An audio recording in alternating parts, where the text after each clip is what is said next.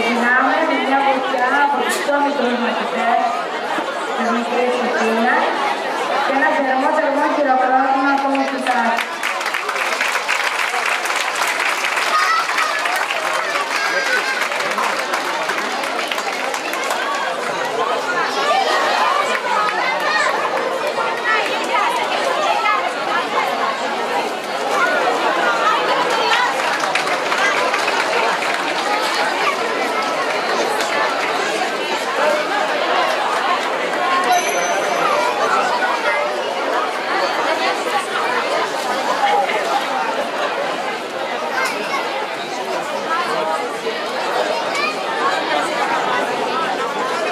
Να προχωράμε τα παιδιά λίγο περισσότερο, η βοηθή που είναι μέσα στη βυθίνα, να προχωράμε τα παιδιά λίγο περισσότερο από την πρώτη σκάλα.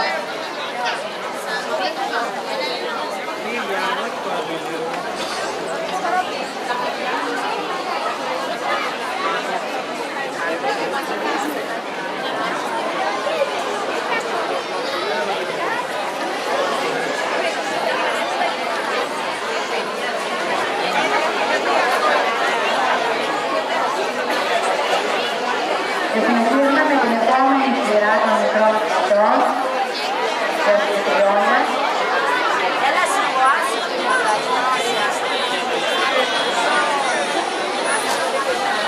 Θα προχωρήσουμε λίγο περισσότερο, να περάσουμε και την πρώτη σκάλα και να φτάσουμε στο 12,5 μέτρα.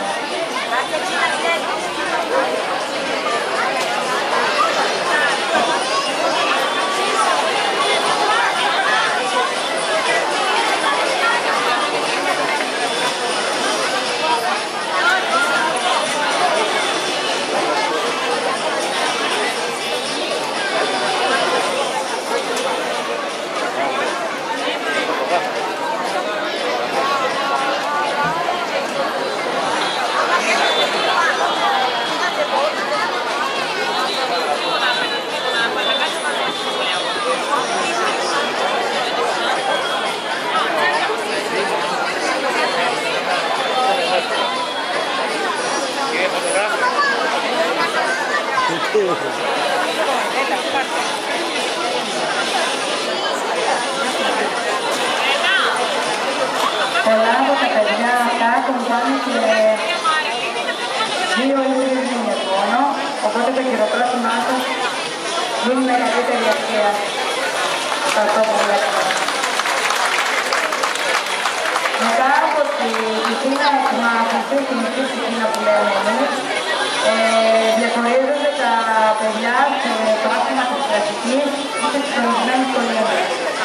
Να τις ενημερώσω ότι η συγχρονισμένη κολύμβηση, το χορό στο νερό, είναι ένα άθλημα που περιλαμβάνει εκτός από το χορό και την κολύμβηση, τη φυσική και ενόργανη μέσα της προπονήσεις, καλλιεργεί την ομαδικότητα, τη συνεργασία, την άμυνα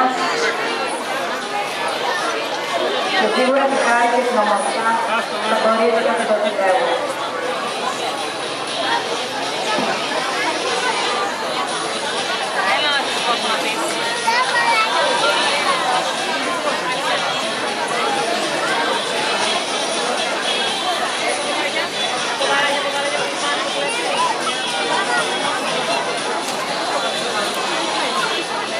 Μετά από τα παιδιά της Δυτικής Αθήνας, θα συνεχίσουμε με τη συγχρονισμένη κολύμβηση.